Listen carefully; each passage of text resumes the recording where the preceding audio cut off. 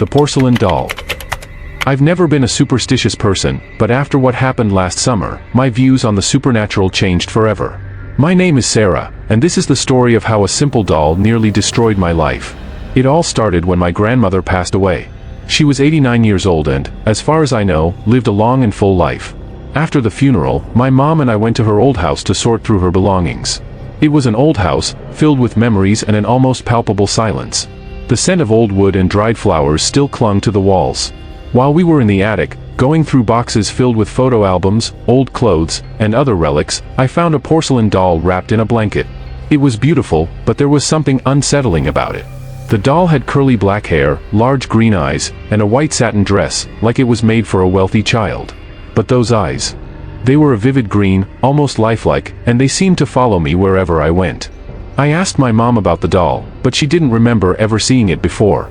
It seemed like a forgotten relic, something my grandmother must have kept hidden away for years. I decided to bring the doll home with me. I thought it would be a nice reminder of my grandmother, a piece of her life that I could keep close. The first night the doll stayed in my room, something strange happened. I woke up in the middle of the night with the feeling that I was being watched. Have you ever had that feeling? It's like there's someone in the room with you, even though you know you're alone. I turned over in bed, trying to ignore the sensation, but my eyes locked onto the doll sitting on the shelf. It was in the same position I had left it, but its eyes. They seemed even more alive in the darkness, glowing in a way I couldn't explain. In the following days, I started noticing small changes. Little things at first. The doll seemed to be in a slightly different position every time I entered the room. I convinced myself it was just my imagination, maybe even the stress of grieving. But then, things got worse. One night, I was home alone, watching TV in the living room. I had left the doll in my bedroom, but I heard a sound coming from the hallway, like something small was moving. I froze, my heart racing. Slowly, I got up and walked into the hallway. To my surprise, the doll was lying in the middle of the hallway, on its side, as if it had fallen. A chill ran down my spine. I was absolutely sure I had left it in my room, and no one else was home. I carefully picked up the doll and placed it back on the shelf, feeling like something was deeply wrong. That night, I slept with my bedroom door locked. But it wasn't enough. I woke up in the middle of the night to the sound of whispers. They were so low and indistinct that I could barely make out the words, but they were coming from the direction of the doll. I could have sworn I heard my name being called, over and over. Fear consumed me, and I refused to leave my bed. I stayed there, frozen, until dawn when the whispers finally stopped. The next day, I decided to get rid of the doll. I took it and threw it in the outside trash. But the following night, it was back. The doll was lying on my bed, staring at me with those piercing green eyes. I was in a panic. How did it get back? How was this possible? I decided to burn it, believing that if I destroyed it, everything would end. I took the doll to the backyard, built a fire, and threw it into the flames. I watched as the fire consumed it, feeling a sense of relief as the porcelain body cracked and melted. But the relief was short-lived. That night, I had the worst nightmare of my life. In the dream, I was trapped in a dark room, and the doll was there, whole and unscathed. It approached me, its eyes glowing with a malevolent light, and whispered, "You can't get rid of me, Sarah." I woke up drenched in sweat, relieved that it had only been a dream. But when I looked into the corner of the room, the doll was there, just as in the dream, sitting and staring at me. The next morning, I called a priest to bless the house and get rid of the doll. I don't know what he did, but since that day, I haven't seen the doll again. However, the fear it left behind still haunts me. And sometimes, on the darkest nights, I still feel like I'm being watched. The Whispering House. When my wife, Lily, and I decided to move to a new home, we were looking for a place where we could finally put down roots and start a family. We found a charming house in a small town in Massachusetts. It was an old but well-maintained house, with a large garden and a spectacular view of the mountains. It seemed perfect. From the first day, the house had a unique atmosphere. The wooden floors creaked under our feet, and the wind gently tapped against the windows, creating a natural melody. But after a few weeks, we started noticing something strange. Every time we were alone, especially at night, the house seemed alive. The first time it happened, I was downstairs, tidying up the living room, when I heard a low sound, almost like a whisper. It seemed to come from within the walls. I thought it might be the wind or perhaps a problem with the old plumbing. I ignored it and continued with what I was doing. But the following week, Lily mentioned hearing the same thing. She was in the kitchen, preparing dinner, when she heard a soft, indistinct voice coming from the hallway. She called out to me, thinking I had come home early, but I was still at work.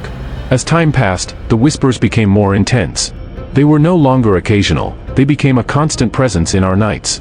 We could hear them clearly, especially when we were about to fall asleep. They came from all directions, the ceiling, the walls, even the floor. Sometimes, it was as if the house was trying to tell us something, but the words were always indistinct, a relentless murmur that made us uncomfortable. One night, after a long day at work, we were lying in bed, trying to sleep, when the whispers started again. This time, though, something was different. Amid the murmur, I could clearly make out a word. Lily. My heart nearly stopped. I sat up in bed, trying to listen more closely, and again, the voice whispered, Lily. My wife heard it too. She turned to me, pale as a sheet, and asked if I had said something. When I shook my head, I saw the fear in her eyes. We could no longer ignore what was happening. Something in the house was calling my wife's name. The next morning, we decided to investigate the history of the house. We went to the local library and researched the town's archives. That's when we discovered the terrible truth. Decades ago, a young woman named Lily had lived in that house. She had married a man who, according to reports, was very possessive and jealous. Neighbors said the young woman was often seen with bruises and seemed more and more worn down as the years passed. Until one day, she simply disappeared. Her husband claimed she had run away, but many believed he had done something terrible to her. Rumor had it that her spirit never left the house. With this discovery, everything made sense, but it also terrified us even more. The whispers continued, growing clearer and more persistent until one night, while Lily was in the bathroom, she heard the voice whisper right by her ear, "Help me." That was enough. We decided we couldn't live in that house anymore. We packed our things and moved out as quickly as we could. On the last night, as we were loading the boxes into the car, I glanced up at the window of the upstairs bedroom. For a brief moment, I swear I saw a pale figure with long black hair watching us. When I blinked, she was gone. We left the house behind, but the whispers still echo in our minds. Lily has frequent nightmares about the voice that called her, and I can't shake the feeling that the house is still watching us from afar, waiting for us to return. The Red Room. I've never been one to believe in ghost stories, but one night in a small town in Kansas made me question everything. My name is Jake, and what I'm about to share happened during a business trip, which should have been just another ordinary stop in a long string of solitary travels. It was late at night when I arrived in town, exhausted after hours of driving. The place was small, practically deserted at that hour. I was tired and just wanted to find a place to sleep. When I saw a guest house with a vacancy sign flashing at the entrance, I decided it would do.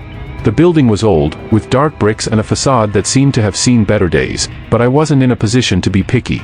I walked in and was greeted by an elderly lady who seemed to be the owner. She gave me a weak smile and, after a brief exchange, handed me the key to room number 7. "It's the last one at the end of the hall," she said. As I walked away, I noticed she hesitated, as if she wanted to say something more, but she didn't. I climbed the creaky wooden stairs and followed the hallway to my room. As soon as I opened the door, I was met with an unexpected sight. The entire room had a strange red hue. The walls, the carpet, the curtains, even the light from the bedside lamp seemed to emit a reddish glow. It was disconcerting, but again, I was so tired that I decided to ignore it and just sleep. I left my suitcase in the corner and lay down. As I closed my eyes, I felt a strange sense of unease, as if something in the room was off. But I attributed it to exhaustion and soon drifted off. I don't know how long I slept, but I was awakened by a low, repetitive noise. It was like something was scraping against the wall. I lifted my head, trying to pinpoint the source of the sound, but all I could see was the strange red light that seemed to pulse on the walls. The sound continued, and this time, it seemed closer, more insistent. I got out of bed and started to examine the room. I ran my hand along the walls, trying to find the source of the noise. When I approached the far corner of the bed, I felt the floor give slightly under my feet, as if there was something hollow beneath it. My heart began to race. I knelt down and tapped the floor, confirming my suspicions. There was a trapdoor there, camouflaged by the carpet. With some difficulty, I managed to lift the door. The smell that wafted up was nauseating, a mix of mold and something else. Something I didn't want to identify. Beneath the door was a small cellar, dimly lit, and I could see the outline of something in the center. I took out my phone to use as a flashlight and descended. What I found made my blood run cold. In the center of the small cellar, there were dark stains on the concrete floor, stains that looked like dried blood. But what terrified me most was the sight of chains attached to the wall, with deep scratch marks around them. It was as if someone had desperately tried to escape from that place. When I returned to the room, the atmosphere seemed to have changed. The red on the wall seemed more intense, almost suffocating, and the scraping sound started again, but this time, it came from all sides. I was in a panic, and my only thought was to get out of there as quickly as possible. I ran to the door, but it wouldn't open. I was gripped by a fear I had never felt before. The lights began to flicker, and the room seemed to close in around me. Finally, after what felt like hours, the door opened on its own. I ran down the hallway, down the stairs as fast as I could. The lady who greeted me at the entrance was standing in the lobby, watching me with a look of disdain, as if she knew exactly what I had found. I passed by her without saying a word and ran to my car. I drove through the night, not looking back, not caring where I was going, as long as it was far from that place. When I finally stopped, in a town miles away, I tried to make sense of what had happened. It all seemed surreal, like a nightmare. But what haunts me to this day is what I found out days later when I read about the history of that guest house. I discovered that, many years ago, the place had been an improvised hospital during the Great Depression. Desperate people, with nowhere else to go, were brought there, but many of them never left. The room I stayed in particular, had a dark reputation. They said those who entered were never the same when they left, if they left at all. I've never gone back to that town, but sometimes, I still dream of that red room. And in the dream, the walls are still whispering, as if they have something to tell me. The Bride in the Mirror. My name is Emily, and I've always been a practical person. I never believed in superstitions or ghosts, but what happened to me before my wedding made me reconsider everything. It's an experience that still keeps me up at night, wondering if what I saw was real or just the product of my disturbed mind. I had been engaged to Mike for just over a year, and we were preparing for our big day. Like any bride, I was anxious and nervous, trying to make sure every detail was perfect. That's when my mother suggested I wear the family wedding dress, a gown that had been passed down through generations, worn by both my grandmother and my mother.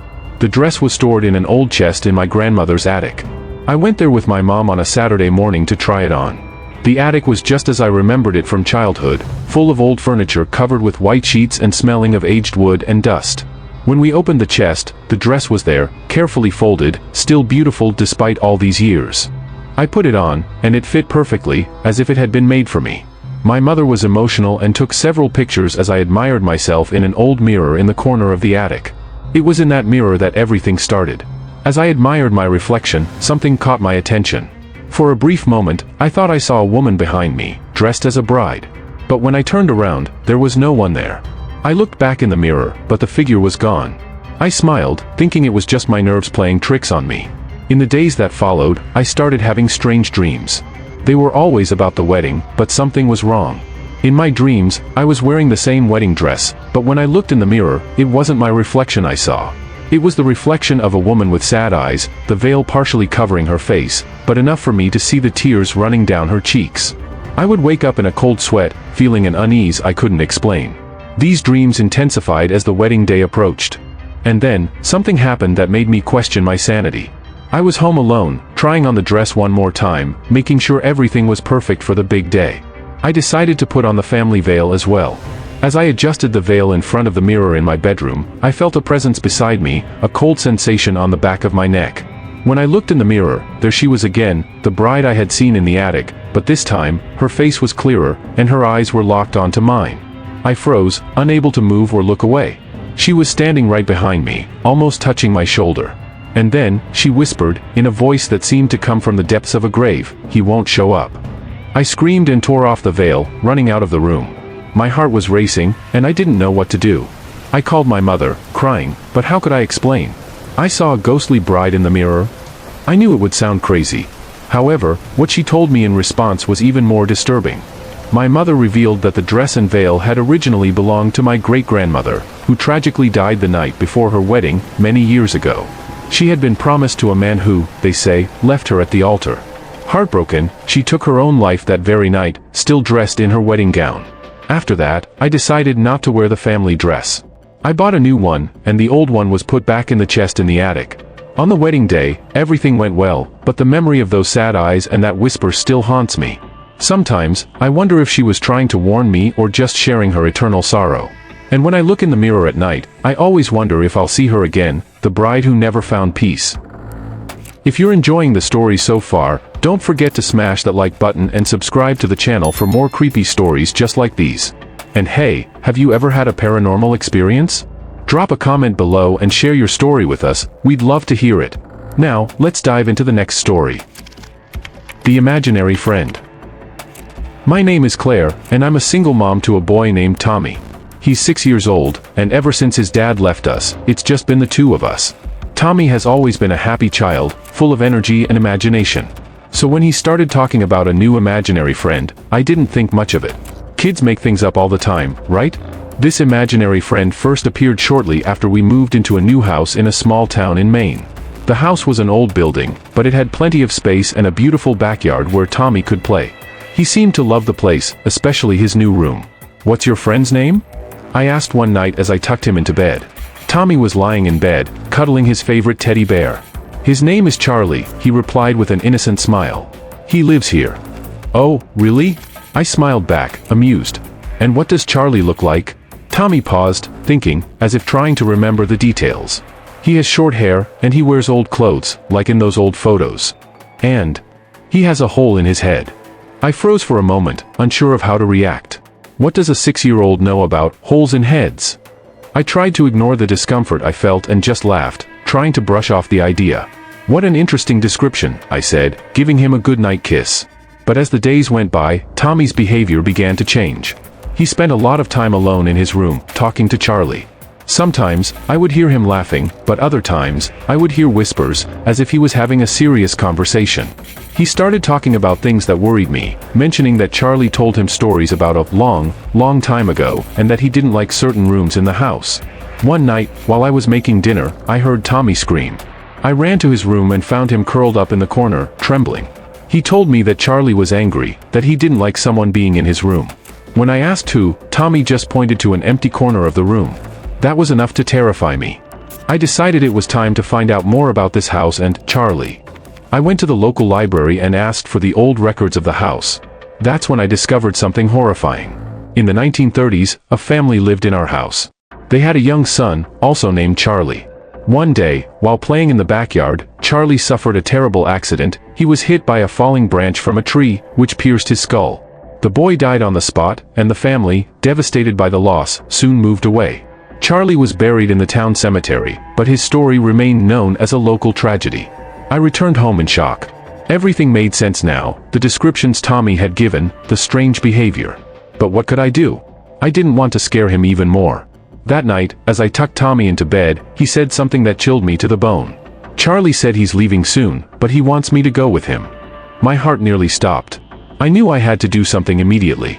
I called a local priest, a man with a good reputation in the community for dealing with spiritual matters, and asked him to come and bless the house. He came the next day, bringing holy water and prayers.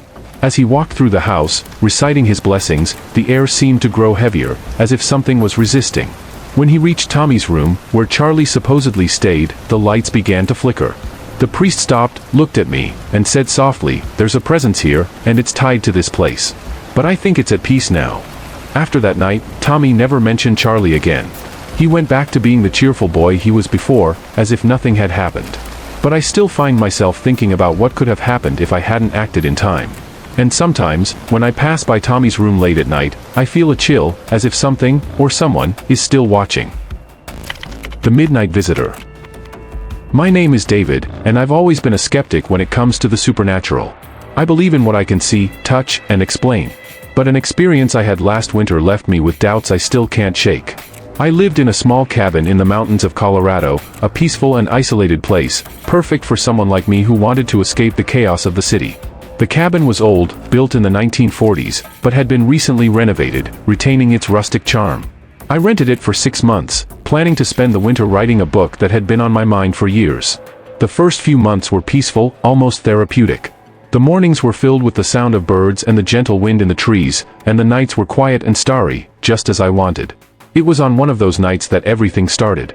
I was sound asleep when, suddenly, I woke up with a feeling of unease. Something was wrong. The clock on the bedside table read exactly midnight. At first, I thought I might have heard an animal outside. After all, we were in the middle of the forest. But then, I saw something that made my heart stop. At the foot of my bed, in the dim light, there was a figure. It was standing still, a dark silhouette against the faint light coming through the window. I froze, unable to move or even scream. My mind tried to find a logical explanation. Maybe it was a shadow cast by some piece of furniture, or maybe my imagination was playing tricks on me. But then, the figure leaned forward, as if it was getting closer to me, and I heard a raspy whisper, "I've come back for you." My body reacted before my mind could process it. In a leap, I turned on the lamp beside the bed, and the figure vanished instantly, as if it had never been there.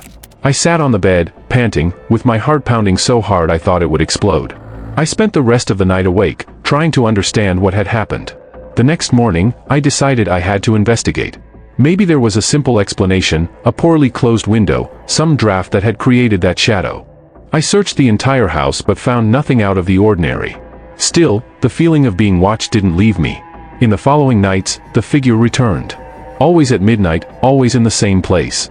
It didn't matter what I did, whether I left the lights on or locked the bedroom door, it appeared. And each time, the whisper grew clearer, more insistent, "I've come back for you." It was consuming me. I couldn't sleep, I could barely eat. I started researching the history of the cabin, trying to find any clue that could explain what was happening.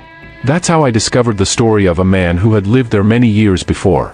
He was a hermit, someone who had isolated himself from the world after losing his wife and child in a tragic accident. They said he stayed awake every night, waiting for their spirits to return to him. He eventually took his own life, desperate to reunite with his family. That deeply disturbed me.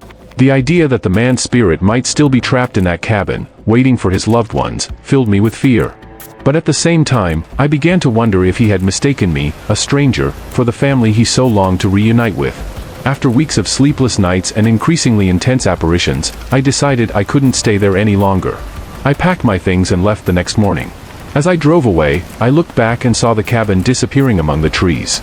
I swore to myself I would never return. Since then, I haven't had any more supernatural encounters, but the memory of that man and his desperate loneliness still haunts me. Sometimes, when the night is quiet and I'm alone, I think of his whisper and wonder if he's still there, waiting for someone, anyone, to come back to him. The Forgotten Cemetery. My name is Mark, and I'm one of those guys who love exploring abandoned places. I've always been fascinated by old, history-laden sites shrouded in mystery. But what I found one autumn night a few years ago made me rethink this hobby.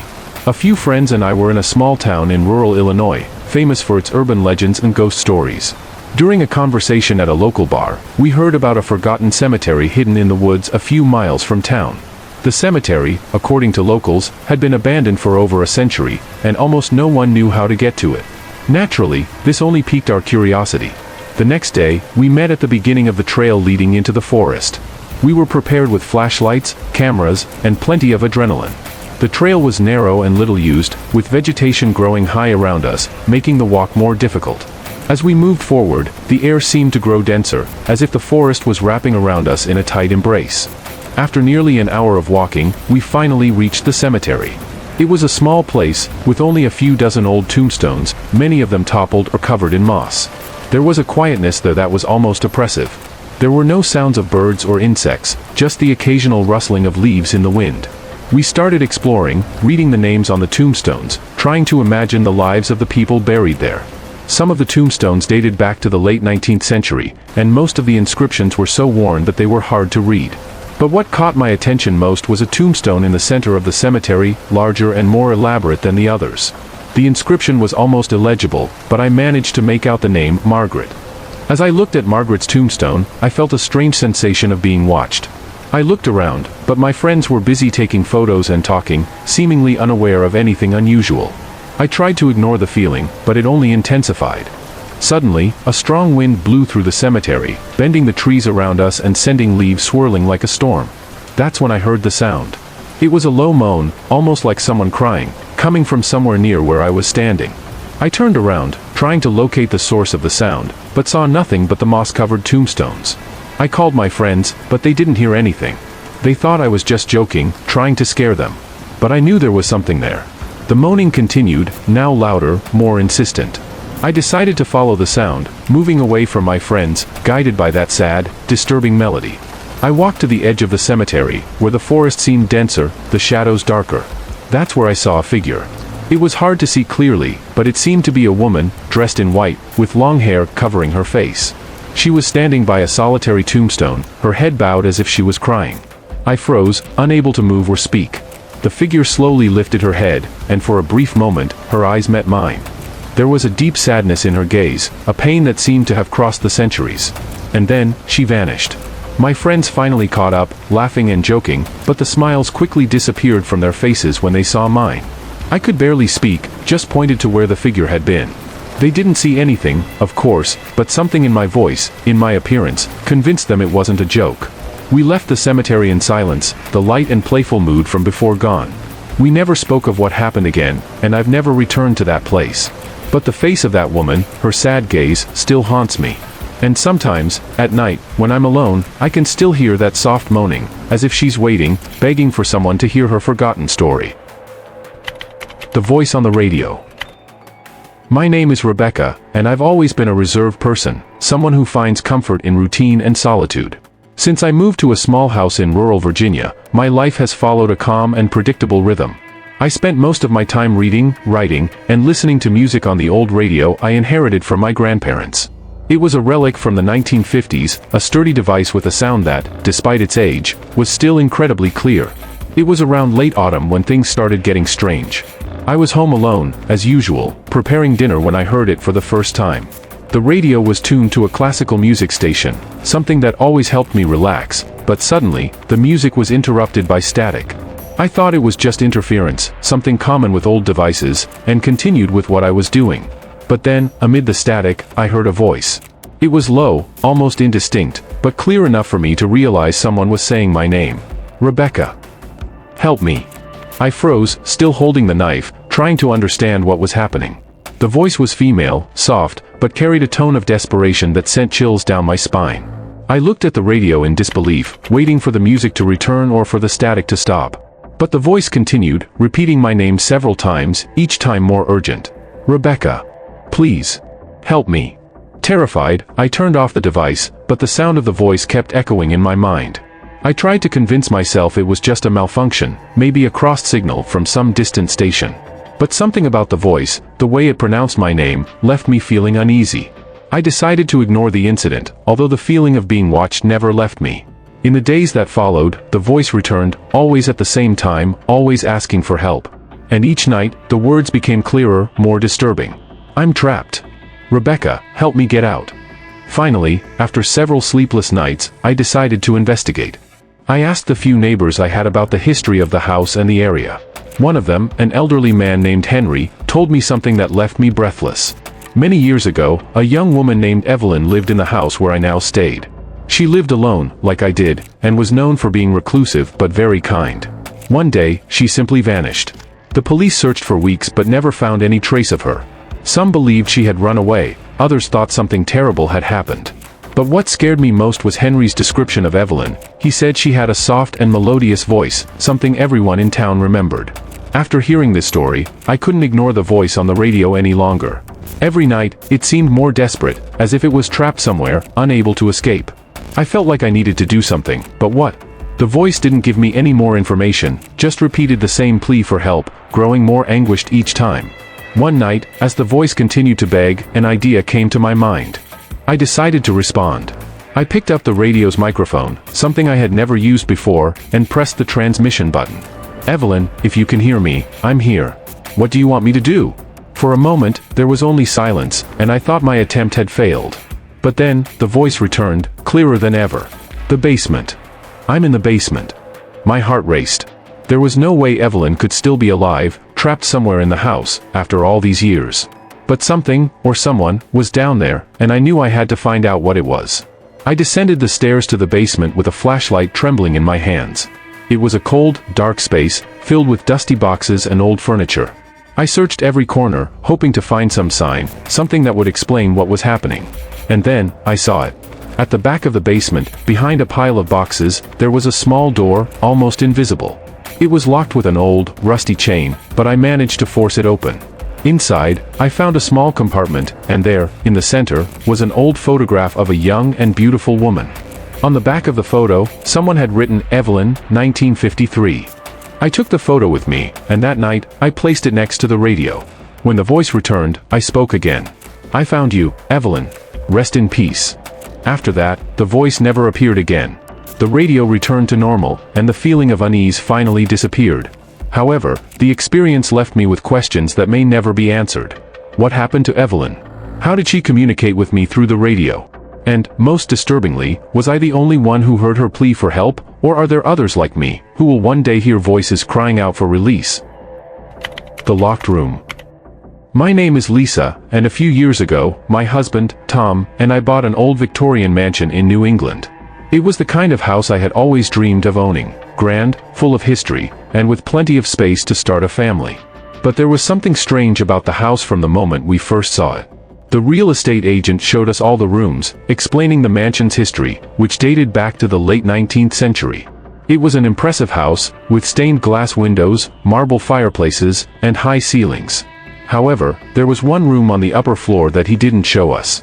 The door was locked, and when we asked, he just said that the key had been lost many years ago and that the room was probably empty. We thought it was odd but didn't give it much thought at the time. We bought the house anyway, enchanted by its old-world charm and the idea of restoring it to its former glory. A few weeks after we moved in, I started getting curious about the locked room. What could be in there, forgotten for so long? Tom suggested we hire a locksmith to open the door, but part of me was hesitant, as if something was telling me we shouldn't. Ignoring my instincts, we ended up calling a locksmith. When he arrived, the house seemed colder than usual, as if the mansion itself was resisting what we were about to do. The locksmith had trouble opening the door, as if something was holding it shut, but finally, after much effort, the lock gave way. The door opened with a long, low creak, and the smell of mold and antiquity flooded the hallway. We entered the room, and the scene we found left me speechless. It was as if time had stopped there. The room was exactly as it had been left, perhaps more than a century ago. Old furniture covered in dust, children's toys scattered on the floor, and a crib in the corner, as if someone had left and never returned.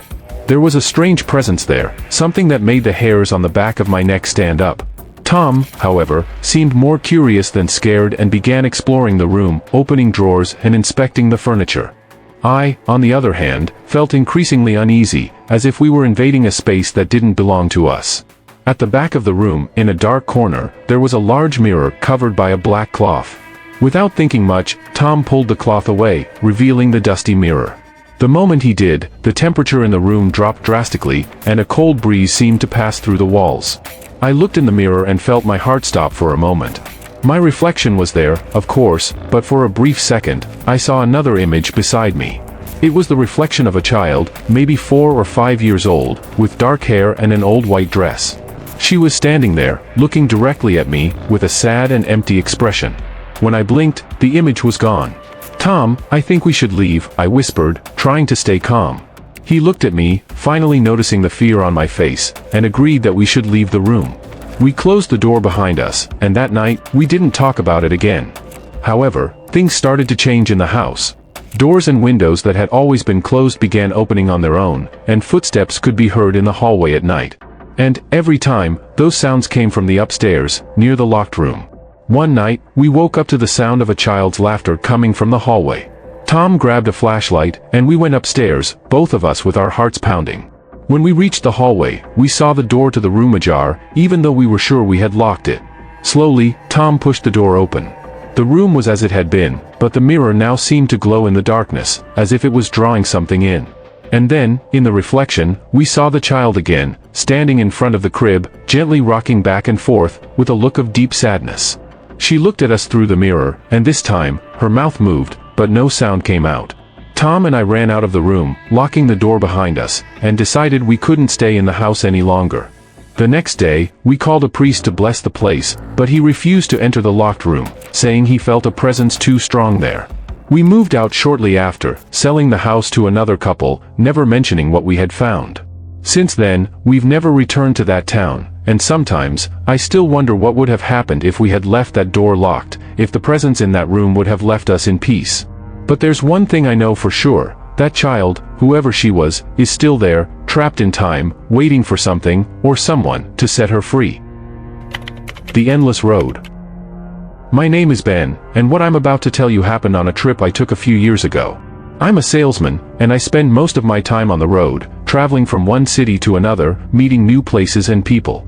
I never feared driving at night, until that time when I got lost on a road that seemed to have no end. It was a rainy night in late autumn. I was heading home after a long week of work, exhausted and eager to get there. The main highway was under construction, and the GPS suggested a detour along a secondary road. Reluctantly, but with no other options, I followed the instructions and turned onto a narrow road that wound through a dense forest. The rain intensified, and fog began to form, making visibility almost non-existent. The car's headlights illuminated only a few meters ahead, and everything around was shrouded in darkness. I drove slowly, trying to stay calm, but there was something strange about that road. There were no signs, no streetlights, no sign of civilization. It felt like I was driving in a place where time had stopped. After about an hour of driving, I started to feel uneasy. I should have reached my destination long before. I looked at the GPS, but the screen was flickering intermittently, as if it was trying to recalculate the route, without success. The map showed only a straight line, with no end, as if the road went on forever. That's when I began to notice something even more disturbing. The road, although it seemed continuous, had features that repeated themselves. I passed by an old, crooked tree on the side of the road, with a shape so unique it was impossible not to notice. And then, after a few minutes, I passed by the same tree again. And a few minutes later, there it was again, in the exact same spot. My heart started racing. I tried to rationalize, maybe I was tired, or the fog was confusing me. But as I kept driving, the road seemed to fold in on itself, as if I was trapped in an endless loop. I decided to stop the car and try to understand what was happening. I got out and was immediately struck by the absolute silence. There were no sounds of animals, not even the rustling of leaves in the wind. Just the soft sound of rain falling and my heartbeat, growing louder. While I was outside the car, something caught my attention. On the road, a little further ahead, a figure appeared in the fog. It was a woman, dressed in white, with long dark hair covering her face. She was standing there, motionless, as if she was waiting for something. Or someone. I didn't know whether to approach or run away. But before I could decide, she lifted her head, and even from a distance, I felt her penetrating gaze. Her eyes were full of pain, but there was something else, something that paralyzed me, a look of recognition, as if she knew me. Not knowing what else to do, I got back in the car and accelerated, trying to leave that figure behind. But no matter how fast I drove, the road continued endlessly, and the feeling of despair only grew. The same scenery repeated itself, the crooked tree, the dense fog, and the reflection of headlights that seemed to get closer and closer. I began to lose track of time. The clock on the dashboard always showed the same time, as if time had stopped. I no longer knew if I had been driving for minutes or hours. And then, the figure of the woman appeared again, this time closer. She was standing in the middle of the road, and I knew I couldn't avoid her. I stopped the car abruptly, almost skidding on the wet road. The woman was only a few meters from me now, and I could clearly see her pale face and her eyes fixed on mine. She opened her mouth to speak, but no sound came out. Instead, she simply raised her hand, pointing to something behind me. I turned slowly, and my heart nearly stopped.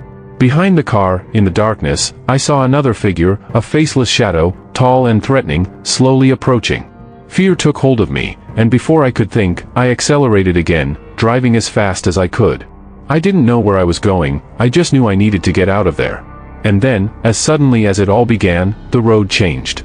The fog lifted, and the city lights appeared in the distance. The GPS finally recalculated the route, and I was back on a normal road. I arrived home in a state of shock, unable to understand what had happened. I didn't tell anyone about the experience, but since that day, I avoid driving at night on unfamiliar roads.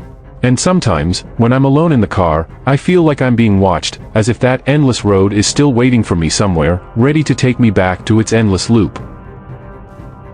If you enjoyed these true horror stories, you won't want to miss the next video. Check out the Urban Legend compilation by clicking the card on the screen or by finding it as the previous video on our channel. Don't forget to like, subscribe, and let us know in the comments if you've ever had a paranormal experience. We'd love to hear your stories. Stay brave, and we'll see you in the next video.